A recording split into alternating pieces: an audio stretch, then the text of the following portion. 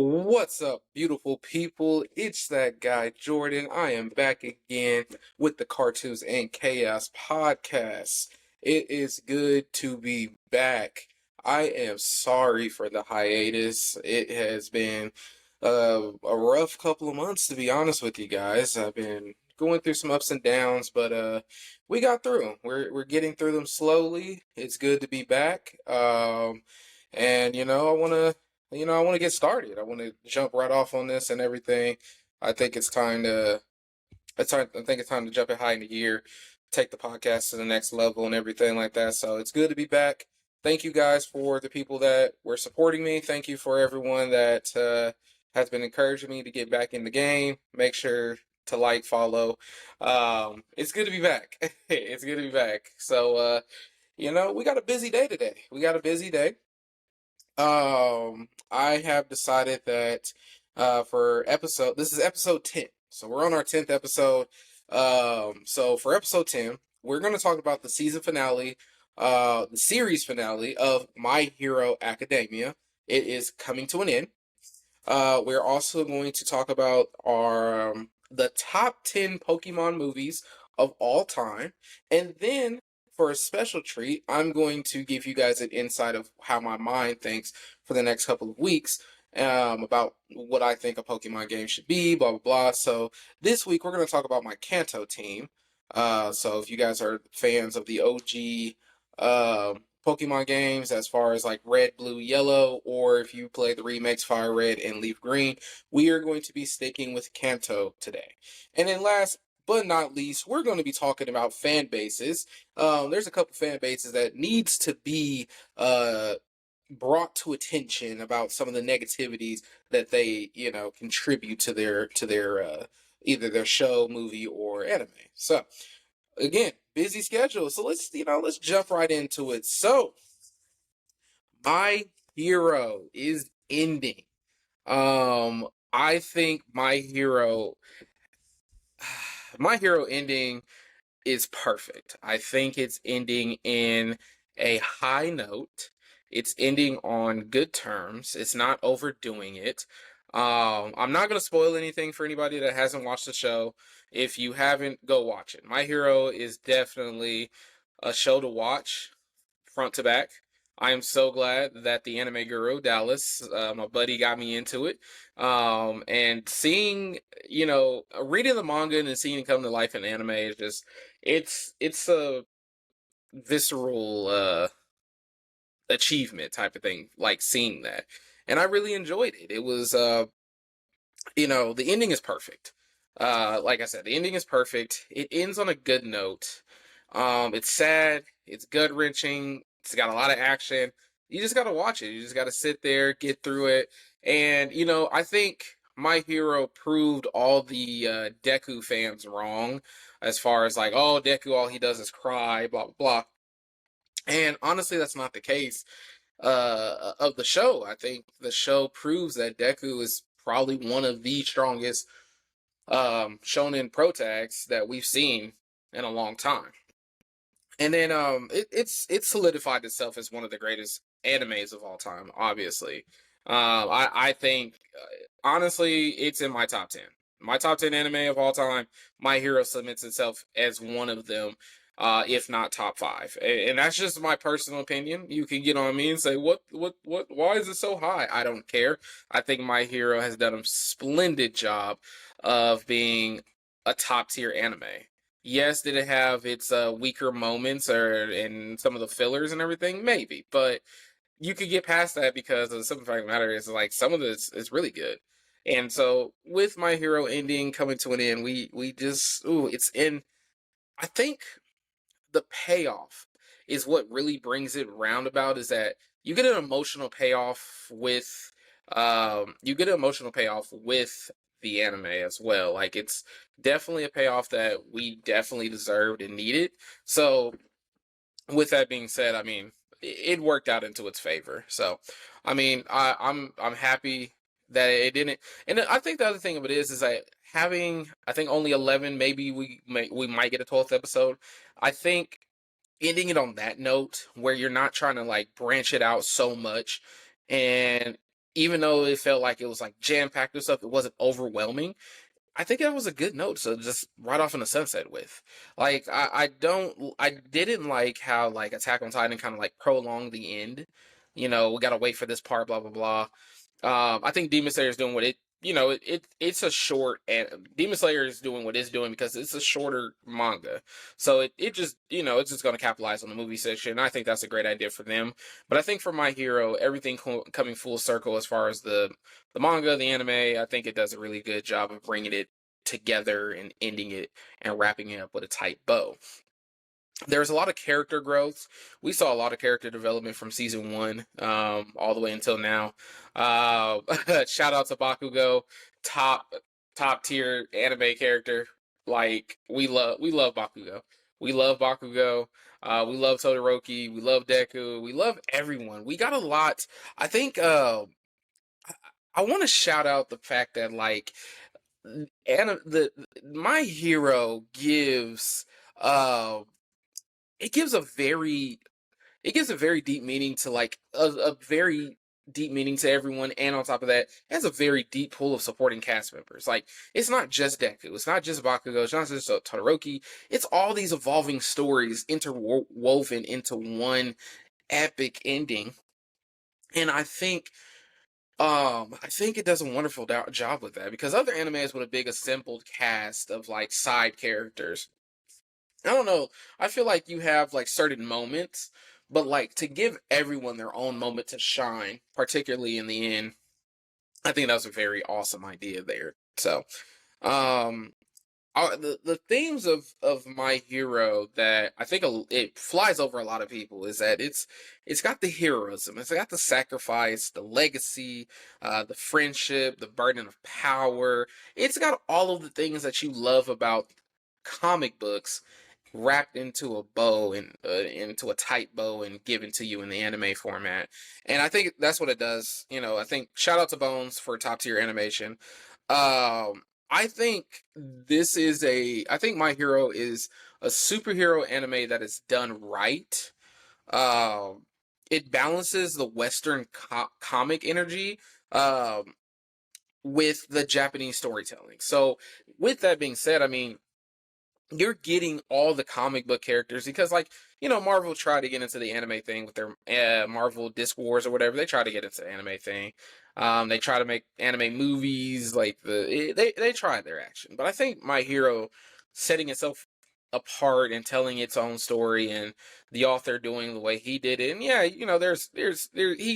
he said it himself. He took a lot of influence from like a lot of the heroes and stuff like that. But like, I think he does a really good job, and I think My Hero does a good job of showing what an infrastructure would look like with people with abilities and humans living together. And it just, and you know what, I love the interconnected universe, because he definitely made the movies canon with how the ending is and everything, and I really enjoyed that, like knowing that all of the movies were canon to the story, and we got to see like certain characters from those movies like during flashbacks, blah blah blah. So I love that. I genuinely love the ending of My Hero.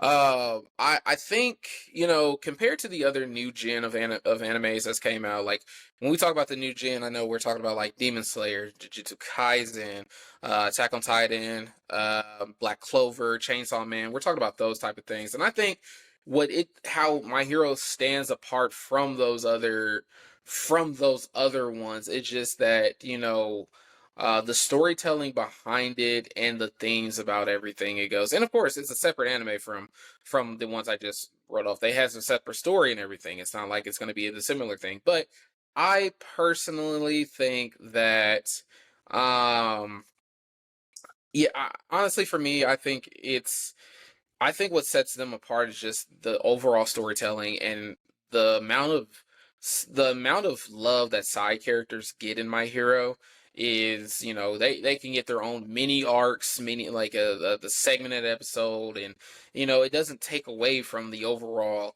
theme of what My Hero is. So that's what I genuinely love about My Hero. And I'm, again, I'm sad to see it go, but we do get to, keep seeing My Hero stuff with My Hero Vigilantes, season 2 coming out, I believe January. So My Hero's still there. It's going to still be around. Um, a, a lot of people are going to ask me, why does My Hero get a greatest of all time approval from me, and why is it in my top 10? A lot of people's going to ask that, and my answer to that is going to be like, it has elite character development. um it's layered.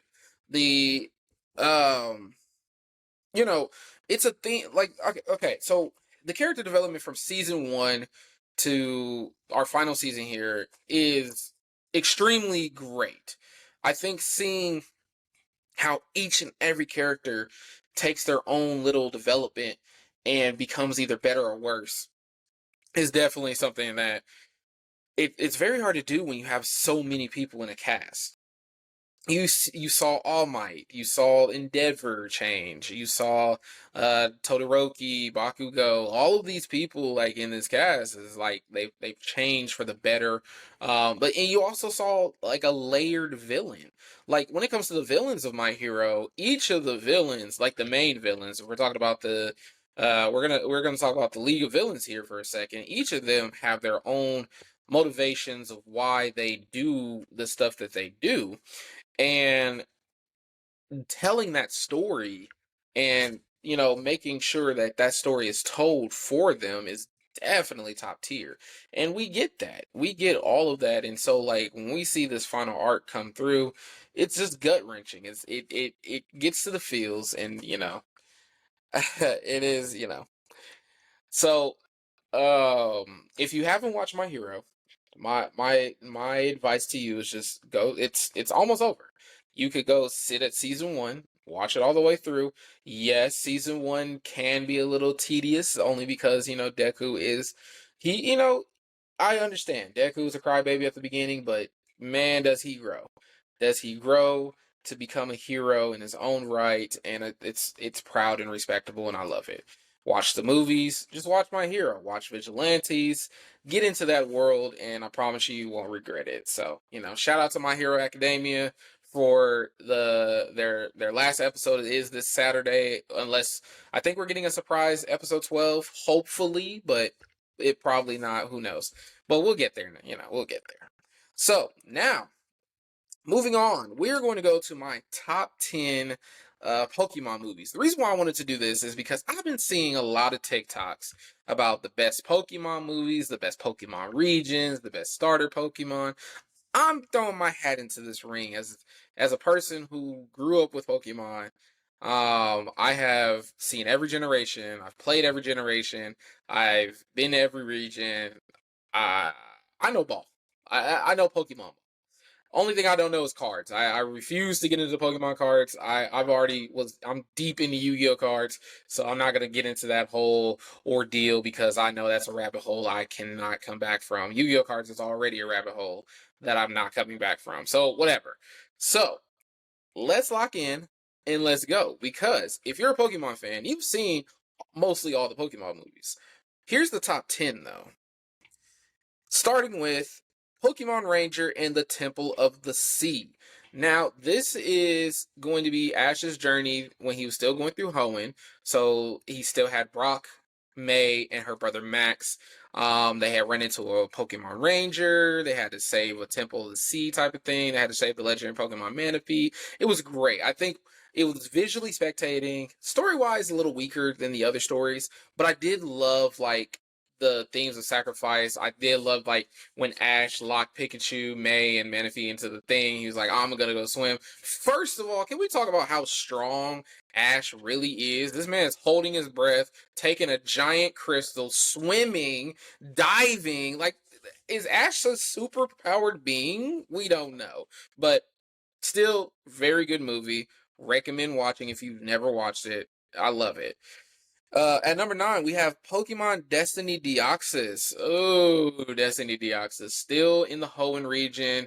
The intro battle is great. You see Ash at the battle tower, but what what stands out about this movie is that you see the pure hatred that Rayquaza has for Deoxys. To shoot a point blank hyper beam into a person's face is already diabolical. This is Rayquaza, like, you gotta watch like the intro battle between Deoxys and Rayquaza to understand like what type of hate does Rayquaza have? And the thing with it is like Rayquaza is the legendary Pokemon that is the guardian of the ozone layer, basically like the guardian of Upper Earth and stuff like that. So that's his job. His job is to protect Earth. And when Deoxys came, he thought he thought he was a menace, but Rayquaza is technically a menace. Crazy. Then we move on to Pokemon Heroes. Oh my gosh, Pokemon Heroes. Ooh, what can I say about Pokemon Heroes that probably has never been said? I think Pokemon Heroes is a definitely definite. How do I put this? Pokemon Heroes is definitely man, it's goated. It's goated. Like because the simple fact of the matter is that you get to see Latios and Latias, which I love how they do certain movies where like they do certain movies where they show you like Pokemon that are not present in the region because okay, let's think about this. Latios and Latias was shown in Pokemon Heroes, which was 2002. Now, he's still traveling like in the beginning he's still traveling with Misty and Brock. So he's still in the Johto region. He still had his Johto Pokemon. So this was pre-Gen 3. And I love how they just like casually just drop like, oh yeah, here's a Gen 3 Pokemon and they're two legendaries, blah blah blah. But we love it. We love Latios, Latias. All I can say is still confused on who actually kissed Ash at the end. Was it the actual girl or was it Latias? I don't know. You know, whatever. We'll never get into that. Then then you have uh then you have Pokemon Forever. That is going to be number 7. Pokemon Forever. Ooh, what can I say about Pokemon Forever? Pokemon Forever was definitely a it was definitely a ride. Pokemon Forever was a ride only because the simple fact of the matter is that finding out that Sammy is actually Professor Oak at the end of things is just it can break a man's heart. But sadly, it doesn't crack the top 5 because then we get into number 6, Pokemon Zorak, Master of Illusions. Very good movie, very good movie. I think it was one that I enjoyed it. It was one of the later ends of like Diamond and Pearl type of movie. I enjoyed it simple for the fact that Zorak is a pretty dope Pokemon, but it was okay. That's how I look at it. It was okay. But it was okay enough to beat the other ones because then you get into my top 5. That's what I'm excited for. I want to go into my top 5. Pokemon 3, Entei, come on. Entei blasting Pikachu and Ash off the ledge. Charizard coming out of nowhere for the save. An epic battle, even though Entei wasn't real. But we're not going to talk about that. I love Pokemon 3. It was definitely a very fun movie to watch as a kid. We're talking about a movie that came out in 2000. I'm like 4 or 5, so like still, and you know what? Pokemon movies hold up very well, and Pokemon 3 does just that. So I enjoyed it, and you guys got to go watch it if you've never watched it. At number 4, you have the Pokemon movie 2000. So we're talking about Lugia, Moltres, Zapdos, and Articuno. We're talking about that epic battle that was happening. Lugia. Oh my gosh. For some reason, there was a talking Slowpoke in there. I think that was the weirdest thing for me. It was a talking Slowpoke. But other than that, I mean, it's a goated movie. It's definitely a great sequel because you had to follow up with the first movie. You had to follow it up, and you had to pull out some stops. I feel like Pokemon movies pull out all the stops that you really can't put in the show, and they're just like, all right, we can be a little bit cooler, a little bit more matured. We can do what we got to do, and that's what Pokemon movies do. They hit you in the feels too. I love that movie. Um, Then you have my top three. Here we go. My top three. Pokemon, Lucario, and the Mystery of Mew. This is by far one of the most mature Pokemon movies, and probably like one of the most mature premises for a Pokemon thing that we've seen to date. I promise you, Pokemon and the Legend of Lucario was crazy because you know that theory that there was a Pokemon War and everything? Yeah, they actually had a war with Pokemon, and Lucario lived through that, and oh my god, it was a banger. We're talking about Mew's in there. Like this is when we first see Lucario. Remember again when I tell you that Pokemon movies will show you a Pokemon that is not even in that generation because we're still in Hoenn. We're still in Gen 3. We didn't get Lucario until Gen 4, Diamond Pearl and Platinum. Still became one of my favorite Pokemon of all time. And to this day, in every playthrough that I do for Diamond, because I play Diamond and I'm doing a playthrough of Platinum right now. But every time I play Diamond, I always grab Lucario. I wait until I get to the 6th gym. I get Lucario. Lucario is my guy. He is what I wait for. So, and it's because of that movie. That movie had a massive impact on my childhood. It came out in 2005, so I'm like 9, and it was great. But then 2 years later, Pokemon want to do something else. We finally get into the Diamond and Pearl era, and you decide to draw Pokemon The Rise of Darkrai in 2007. I'm 11, and this is crazy because Darkrai is a menace. Shout out to was it Tobias? Yeah, Tobias for actually catching a Darkrai, and then it took Sceptile to one-shot it. Sorry. Well, my anger's still there. But Darkrai, that was an insane movie. But can we talk about the fact that Krogan tanked a goddamn blast from one of the legendaries? I think it was either Dialga or Pokia. He just tanks it because Infernape jumps over it and he just I was like, what? Okay. You know what? Might watch that movie again because that's a great movie. Great movie to watch. And then we get to the number one. Number one spot will go to, you already know, it's Pokemon the first movie. Mewtwo? Oh, nah. Come on. Mewtwo was moving menacingly. This man was a whole menace. Mewtwo had this whole messed up ideal about basically individuality and everything.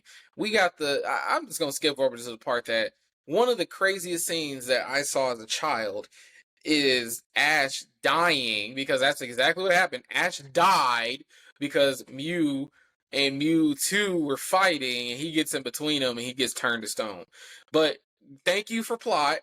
Whatever, I don't care how this goes. Ash was dead for like 5 minutes. And then thank you to all the tears from all the Pokemon. It revives him, and Mewtwo's like, okay, maybe I'm wrong. Yes, you're wrong. You're a psychopath. But yeah. That movie is forever the best Pokemon movie of all time. I don't care what anybody says. Like, you can't argue with how good that movie is. And it still holds up as far as standards go, as far as Pokemon standards go.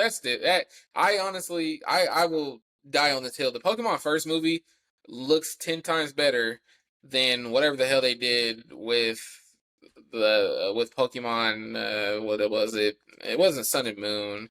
Actually, it was Sun and Moon because I hated Sun and Moon, but I had to watch it still. Yeah, anything behind. I feel like Pokemon the movie, Pokemon the first movie, anything past Kalos, Pokemon the movie's better at. We'll just leave it at that. At me if you want to. Argue with your mama. I don't care. I don't care.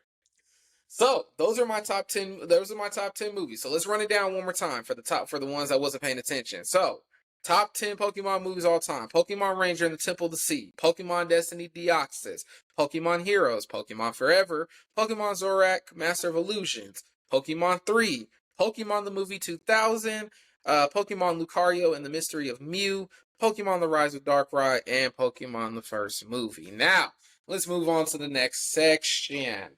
So, like I said before, I have an idea for a Pokemon game. It's really weird. I don't know if somebody's already done this. I know there's a lot of modders out there and like the Pokemon ROM hacks and everything like that. So if anybody is out there with a ROM hack that can take my idea and actually create it, I would love you forever. So you guys know that Pokemon MMO basically has like all 5 of the regions and everything, which I still need to get into myself. But I have an idea. What if you took the best of the best from Gen 1, 2, 3, 4, 5, 6, like the first 6 regions, you took the best gym leaders, created a Pokemon Master Tournament where you had to go against 8 of the best gym leaders from those 6, and then you had to go against the best Elite Four that could be assembled, and then you have to go against a champion with a very top tier team. Me being the top tier person, of course. But anyways, let's settle down for a second. So right now I'm gonna simmer down my idea a little bit, and we're gonna talk about Kanto. We're gonna be talking about the Kanto region for a second. So for those of you who are OG fans and played, if you played Pokemon Red and Blue or Yellow, and if you played the remakes Fire Red and Leaf Green, you played in Kanto. You had the choice of the first ever starters. The first ever starters as being Bulbasaur, Squirtle, Charmander. Whatever choice you made, doesn't matter how many times you played through this, whatever choice you made, you stuck with that choice. You might have done a number, like for me, I've done hella playthroughs of that. I've used every type of combination of Pokemon you could ever imagine in Gen 1 in Kanto. I've used every generation. I've even used Venorath. I've used Doug Trio. I've even used Farfetch'd. Yeah, I've done that. It was not a good playthrough, but we're not going to talk about it. I've used every starter. But the one starter that I have stuck with, that I will stick with when it comes to, I'm going to go through well, before we get to my team, let's go through the gym leaders and then let's go through the Elite Four of the Indigo. It's pretty much called the Indigo League. So anyways, so I think my personal opinion is that Kanto, the Kanto region gym leaders, and it's a cool ensemble cast. Your first gym is Pewter City. You go against Brock, of course. He's a rock type, usually rock type. And then if you're like, he only has 2 Pokemon if I remember correctly, but still cool starter gym, right? You move on to Cerulean City. That's where you meet Misty. She's the water trainer, the water gym leader. Cool, cool, cool. Then we go to Vermilion City. We meet Lightning Surge, the Lightning American. He is the electric type gym leader. You move on from there, you go to Celadon City. And in Celadon City, you face Erica, the grass type queen. From Celadon, you make your way, depending on how you do it. I usually just go in order. So you make your way to Fuchsia. I never was able to pronounce it, but Fuchsia. You go down to Fuchsia City. You face Koga, the Poison Master. Then from there, you make your way back up to. Ooh, hold on, give me a second. It's not Celadon. I just passed Celadon. Oh no, where's Sabrina City? Oh no, Sabrina. Oh no, what's Sabrina City? It's gonna irritate me. Hold on, guys. Hold on. Oh, stop. Okay, that's weird. Oh, here it is. Okay, so you go to Sabrina City.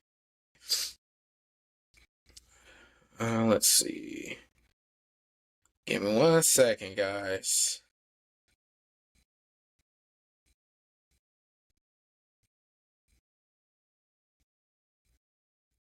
Oh my gosh, I can't type today. Saffron. Oh my gosh. I was gonna kill myself over that. But yeah, so you go to Saffron City. You go against Sabrina. Then you make your way to. Ah man, hold on. 1 second. Hey man, I was just playing this game too. Um,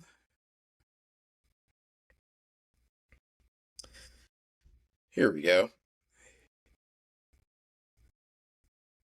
Cinnabar. You make your way to Cinnabar Island to face off against Blaine, and then you go back to, oh Jesus, why can I not think of these cities right now? That's insane. Oh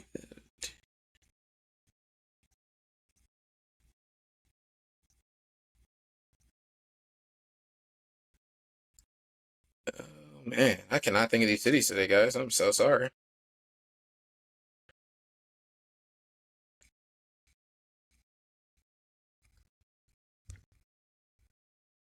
Viridian. Oh my gosh. So then you make your way back to Viridian, where you face the infamous Team Rocket leader and eighth gym leader, Giovanni. So that is the your eight. By the way, Sabrina's psychic, um, Koga's poison, Blaine is fire, and Giovanni is ground. So then you make your way to the Elite Four. You go against L'Oreal, the Ice Queen. Then you go against Bruno. He has 2 Onyxes and then 3 fighting Pokemon. So I don't know. Like, he has a Mankey, Hitmonlee, and a Hitmonchan. Great. Then you go against Agatha, who uses Ghost type? Yeah, she's a Ghost type trainer. Yeah. Who uses an Arbok. That's insane. Then you go against Lance, the dragon tamer, who has like 3 Dragonites or whatever. And then um you go against your rival, which is Gary Green, whatever the hell you name him. He's the champion. Then you beat him, you become the champion. So that is Kanto for you. So Kanto is definitely a ensemble cast of characters when you first, if you're first introduced, if that's where you first introduced there, you know them very well. And like I said, when you sit down and you have decided that the starter Pokemon you're going to rock with for the rest of your life, you have a team that you will assemble through, like, if you're one of those guys that's like, go back for nostalgia purposes, you assemble the team that you will always be with, and you go from there. Well, this is the team that I decided was going to be the team that I will rock with in Kanto if I became a Kanto Pokemon trainer. I will catch everything else, but this is my team that I would take with me to Elite Four. Starting off with my starter. So my starter Pokemon is going to be Charizard. That is very simple. A Charmander, I don't care. Like, everybody's like, I hate when people are like, Charmander and Charizard is like, oh, people only pick them for nostalgic reasons. Duh. It is one of the best Pokemon of all time. I don't care what nobody says. It has a really great move pool that you need it for. And it should have been typed as a dragon and it's flying, but we're not going to talk about that. And then, of course, like, if I get Mega Evolution, I can Mega Evolve it into Charizard X or Y. So, yeah, it doesn't matter to me. Then you have Nidoking. Yes, Nidoking has a move pool out of this world. Nidoking's only weakness is probably water and psychic moves. Maybe fairy now, I think. I gotta check, but Nidoking's actually very strong. It has a move pool out of this world. It can learn so many moves that you can make it a combination of moves that Nidoking could accomplish. And all it takes to to get a Nidoking is to make sure you have a Nidoran who evolves into Nidorino, and then you have 4 opportunities to do it, because there's 4 places, maybe 4 to 5 places you could get a Moonstone in Gen 1. So whatever, do what you do with that information. Then, of course, I'm gonna rock with Gengar. Gengar, to me, is better than having Alakazam. A lot of people have argued with me. A lot of people will say, well, Alakazam can do this, blah blah blah. Gengar, on the other hand, can learn a little bit more moves that you need him to, and he's tanky. Gengar is very tanky, and I love Gengar. Then you have Jolteon. Jolteon is my favorite of the evolutions. I didn't like Vaporeon too much because I just felt like it wasn't my style of play.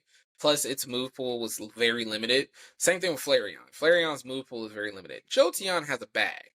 Like, you can learn Thunder, Thunderbolt. You could teach it bite, and then if you want to, you could teach it HM, and that's strength. That's how I usually run my Jolteon, because Jolteon's fast. So that's what I run with. And so then, of course, I'm a rock with Lapras. Lapras you get in Saffron City when you save Silph and whatever. But I love Lapras. Lapras I love since I watched Ash and Tracy and Misty in the Orange Islands. And I hated the fact that he never kept, like, I hate the fact that he gives up certain Pokemon, but he didn't keep Lapras. Me, other than him, I love Lapras. Lapras is one of my favorite water type Pokemons of all time. And its move pool is very in his bag. Like, think about it like this. You could teach Lapras Surf, Thunder, or Thunderbolt, Ice Beam, and then that other move, you could teach it Psychic. That's insane to me. That's an insane move pool.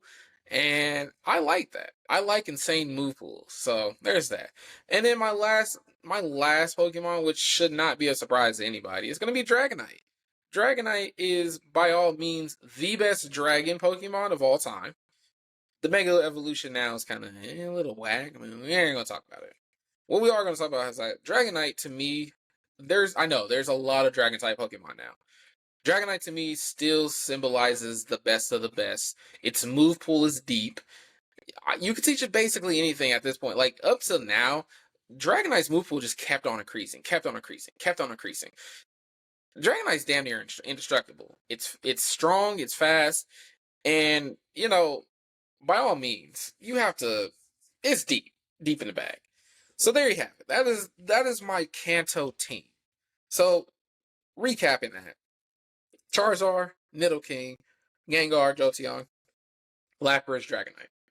Best Pokemon to use in Kanto, in my personal opinion. So yeah, we'll talk about more of the Johto region and everything like that later on. But right now, we're gonna move on to my last segment for today. So, last segment for today that this is one that I've been kind of simmering on a little bit. So I'm glad I'm coming back with a banger here and everything. Fan bases. I got 5 fan bases I want to talk about a little bit, and why these fan bases are loyal to a fault, but at the same time, they have their quirks. They have their personalities. They have their downfalls. And I want to talk about the downfalls of each fan base. We're going to start with Naruto. The Naruto fan base is vast and wide. You have a lot of Naruto fans. Naruto created fan base mania type of thing. And it's one of the big 3. It's one of the best animes of all time. It's definitely a top 5 anime of all time, in my personal opinion. Probably top 3, to be honest. The only problem I have with the Naruto fan base, I'm a Naruto fan, but the only problem I have with the Naruto fan base is that you have Naruto fans who will shit on, excuse my language, who will rag on Naruto for having too many fillers, and that's what I mean. I expected to hear that from like other big 3 fans, like One Piece fans, Bleach fans, Dragon Ball Z fans. I expected that from them, but from the own fan base of Naruto, it's like, we don't need these many fillers, blah blah blah. That's what makes it so long. Oh, there's not a lot of fillers. I don't like to hear that, because the simple fact of the matter is that you didn't have, like, the thing of it is, when you watched Naruto back in the day, you didn't know if it was a filler or not. Now that you do know, and I think it's a lot of newcomers to the anime genre that kind of ruin it, is that you don't have to watch the fillers. If you want to watch straight story, there's websites that will literally tell you what's canon and what's not. So like, if your beef with that is that, oh, it's too many fillers, I don't know what to tell you. You don't have to watch the fillers if you don't want to. You're missing some good information that makes a lot of sense to like the backstories of some stuff, but other than that, I don't know. I can't really tell you. One Piece. Yes, I'm back on y'all head. I'm back on y'all head again. One Piece fans, I'm back on your head. I'm sick of One Piece fans, the toxic ones, who will try to sit there and tell you, hey, you need to watch One Piece. And it's like, why? Well, because, like, it's good. Okay, so what makes One Piece good? Now, here's the thing. I have watched One Piece. I watched One Piece all the way up until they got to the Grand Line, and then they had to, like, do the whole disbursement thing or whatever. I was sick of One Piece at that point because I'm like, what? So the problem with One Piece is that they will literally tell you, they'll tell any new fan, oh my gosh, bro, you need to watch One Piece. It gets good after episode like 4 or 500. Excuse me? I gotta wait 400 to 500 episodes before it gets good because you're already on episode, what, 1,000? So I have to waste all that time just to get to a good episode? What? And then on top of that, let's talk about the world building aspect. I hate when One Piece fans say, like the fan base will literally say it has the best world building of all time. Well, here's my problem. How about this? Let's look up. Let's look this up. So let's look up, when did One Piece come out? So One Piece manga started July in 1997. I want to point out I was born in 96 of August of 1996. So I'm only 11 months old at this point. I'm 11 months when this started. Okay? Okay. So let's start there. And then how many years has passed in One Piece?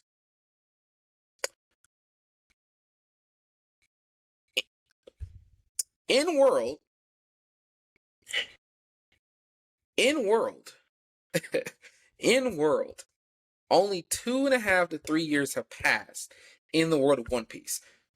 But the manga has been running since 1997.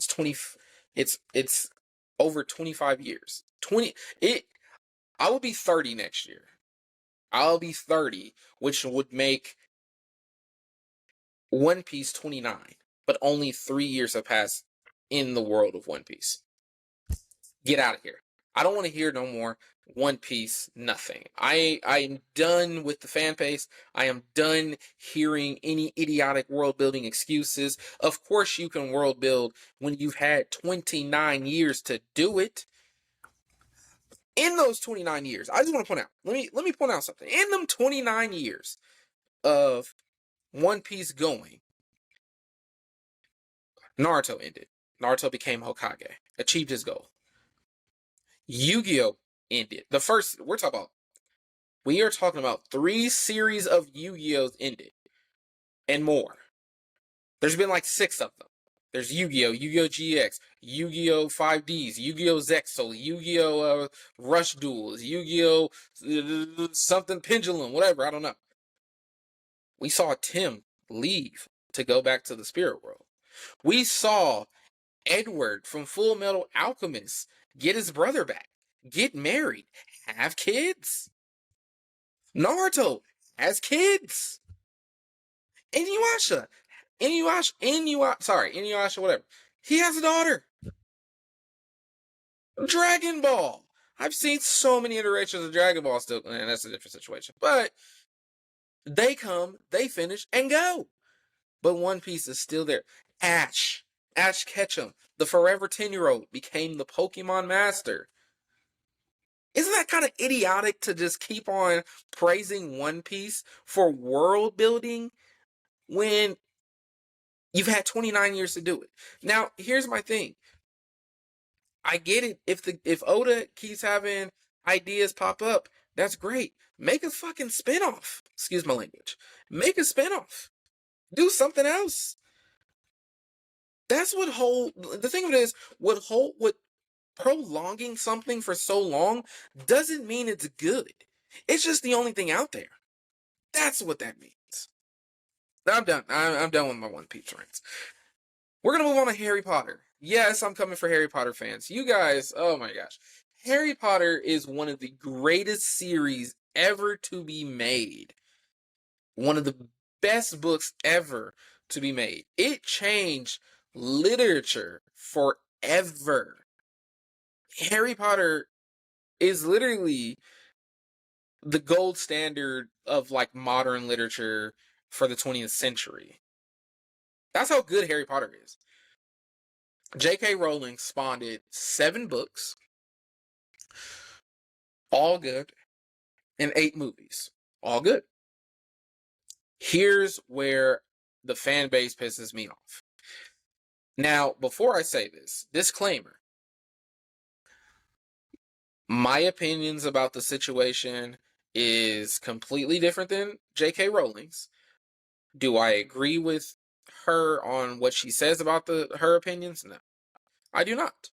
But it's her opinions, and I think that's the problem. I think people get offended by other people's opinions of how they want to live and everything like that, and it's their opinions. So I think, if I remember correctly, J.K. Rowling said something about like not.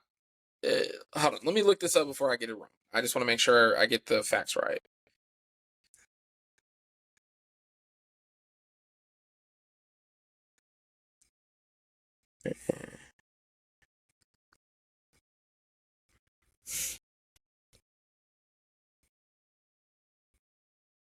Okay. So basically,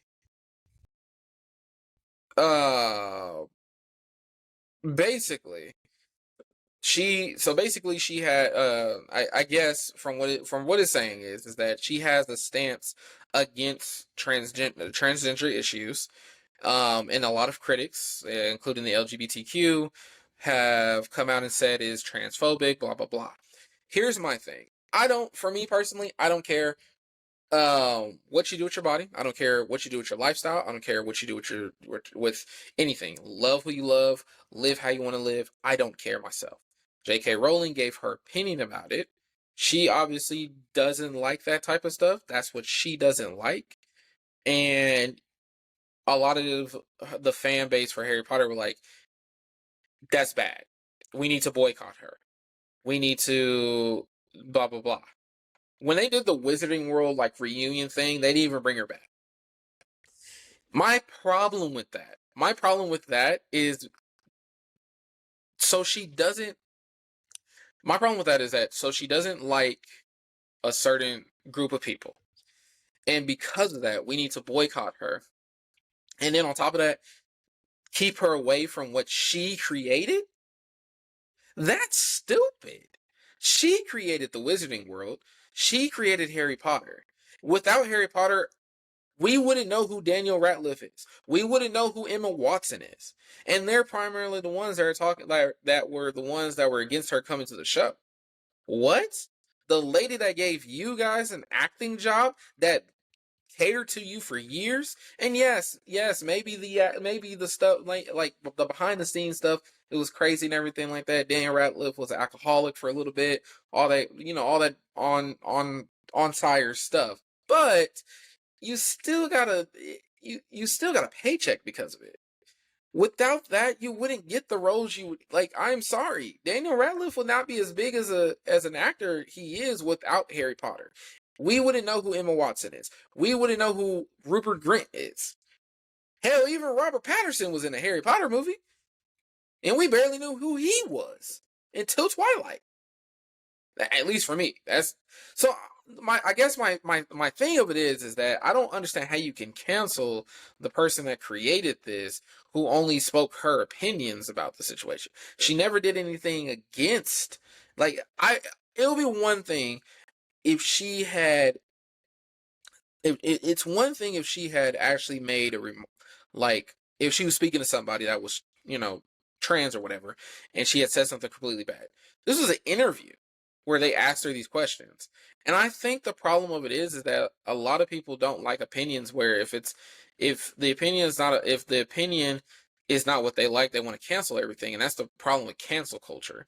Cancel culture, if you don't agree with an opinion of somebody or something, you get canceled for it. But the thing of it is like I don't understand how her remarks are transphobic or whatever. Is that she doesn't believe in trans. That's what she's basically saying. She doesn't believe in it. So like I don't understand what the big deal about it is when that's her opinion. But we let everybody else have an opinion. But the person who created one of the best books and movies of all time, she can't have an opinion. They're even doing the show without her, and that's just stupid. Because like, how do you? That's why I have low hopes for the Harry Potter show. Because how can you do the show without the actual creator there? That's like doing Percy Jackson again without Rick Riordan. The movies, but we're not going to talk about that. Whatever. So that's my opinion on the Harry Potter situation. That's my opinion on J.K. Rowling. So if you get mad about it, whatever, I don't care. Marvel fans, excuse me, let's talk.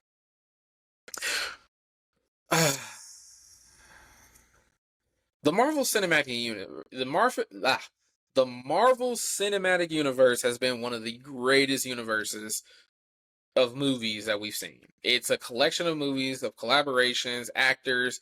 It's an assembly of the greatest cast members and greatest actors that we will see in the superhero genre. Here is my problem with the MCU fan base.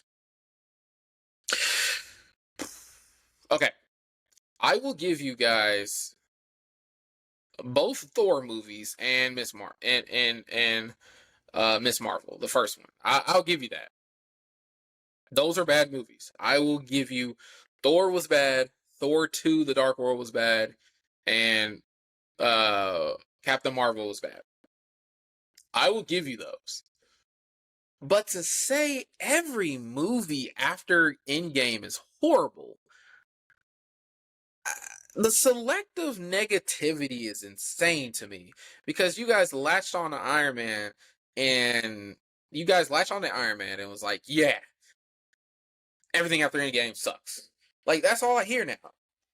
The MCU went down after Endgame. MCU, blah, blah, blah. MCU. Other than bad CGI, did it really go down? Here's the thing. I will say this. Certain projects, I think, were mismanaged. I don't think She-Hulk was done correctly. I don't think Black Widow was done correctly. I think Black Widow had a lot of potential. It just wasn't done correctly. I think Secret Invasion was not done correctly. Then on top of that, I think my other problem with it is the racism. Yeah, I said it. Yeah. There's a lot of racism there too, because a lot of people didn't want to see Shang-Chi because they were like, we don't want to see a Chinese character. Shang-Chi is one of the best, if not the best, martial arts fictional characters of all time. That movie, Shang-Chi, is a top 3 Marvel movie of all time. I don't care what anybody says. People hated Black Panther. They hated Black Panther too. I saw comments where it's like, good riddance to Chadwick Boseman, like he did something. Oh, I'm sorry. Let's talk about how no one liked the fact that Captain America is now Sam Wilson. Literally, the Brave New World comments were ridiculous. They have to. It's always got to be woke. It's always got to be wokeness. I'm not racist, but my Captain America has blonde eyes, blue hair. Sorry, that's racist. And let's not even talk about what Marvel did. Like, Marvel did Ironheart dirty. I don't care what nobody said. That's dirty how they did her. And she still got good views. Still got good ratings. But a lot of y'all didn't want to see it because she was black. And she called out, in the show and out of the show, the systematic racism. I think the thing of it is that, you Marvel fans have come to have unrealistic expectations for what comic book movies are, because you was spoiled with them for so much, before COVID hit and all that stuff like that. But honestly, in my personal opinion, some of y'all just need to shut up. That's my personal opinion. I think y'all need to sit back and enjoy, because some of y'all are very, like, I'm sorry, some Marvel fans are racist, sexist, and have selective nostalgic blindness. And some of y'all have all of that all in spades. I will say that with a grain of salt. Has there been bad Phase 4 and Phase 5 stuff? Yes. I'm not going to lie and say Thor Love and Thunder was good. I'm not going to sit there and say that. It's better than Thor. It's definitely better than Thor Dark World, but we're not going to talk about that. Am I going to say the Marvels was good? Fuck. Excuse my language. No, I'm not going to say that's good. It was actually, it's pretty terrible. But I'm not going to sit up here and say, I'm not going to let you guys slander, the Thunderbolts. I'm not going to let you slander Fantastic Four. Was Fantastic Four okay? Yes, it was okay. Was it the best? No, by no means. But it was okay for them, you know. It's just because, again, nostalgic blindness and unrealistic expectations from Marvel fans. So, yes, I'm calling it out, and yes, it's gonna make you mad, and yes, I don't care. I don't care. There it is. Last but not least, Star Wars. Oh my god. Star Wars. Let's talk about it. All right, Star Wars fans. Here we are. Here we are. I am sick and tired of Star Wars fans glazing the new trilogy. I'm sick of it. Now here's the thing. Does Star Wars have good moments in the new trilogy? No, not by any means. I think I had high expectations going into The Force Awakens, but then I saw the direction they went into the next movie, and I understood right then and there it was going downhill very quickly. The Mandalorian, Rogue One, Andor, whatever it's called. Um, those are good projects. Those are good projects for Star Wars. The Clone Wars, good projects. Bad Batch, good project. The entire sequel trilogy, though, of the New Age is god awful. And I am sick of people saying, well, Disney had to go their own direction. They didn't. They did not have to go their own direction. I don't care what none of y'all say. The extended universe had better stories than whatever the shit they put together for the extended for the sequel trilogy. We could have had Ben Skywalker, Jacen Solo, Anakin Solo. We could have actually had a um a series where it actually makes sense how Palpatine came back. But no, we wanted to create our own stories. And I am sorry, Rey is not a Skywalker. Don't give me that bullshit. And it's not even her fault. It's not even the actress's fault. A damn good actress. She's a great actress, but she was put in the wrong situation. Then on top of that, how you guys treated John Boyega, you guys don't deserve Star Wars. I'm sorry. Some Star Wars fans, oh my gosh. Again, I think Disney needs to somebody needs to buy Star Wars and actually do it correctly. If I could get my hands on Star Wars, oh my gosh, banger after banger after banger. That's all I'm telling you. That's all I can say. That's all I'm saying. But yeah, that is my rendition of fan bases. Though, oh my gosh, I think yeah, I think I'm probably gonna get a lot of like of negative feedback about the fan base thing, but I really don't care. So I'm just gonna take it with a grain of salt. So yeah, there's that. There's that. So um again, we are at the end. Man, we've had a great return back. It's good to be back, man. It's refreshing to be back. I'm happy to be back. But man, we're gonna be pushing this. The Cartoons of Chaos podcast is gonna be pushing hard. We're gonna be back making videos, content, all that. And I'm so happy to serve you. Next week on episode 11, we are going to be doing the top 10 movies that changed cinema. Now, when I say change cinema, I'm talking about movies that shook it up, movies that made money that shouldn't have, movies that broke barriers, movies that are just like absolute fire bangers. Then on top of that, we're going to talk about the top 10 Power Rangers of all time. Okay. Now, when I do this, again, I've been on TikTok has been doing the top 10 like when I do the top 10 Power Rangers, I don't mean series, I mean actual Rangers. So the top 10 Rangers of all time. Then we're going to talk about my Johto team next week. So Gen 2, Johto. So if you are a fan of Pokemon Gold, Silver, or Crystal, or the remakes Heart Gold and Soul Silver, you'll love my Johto team.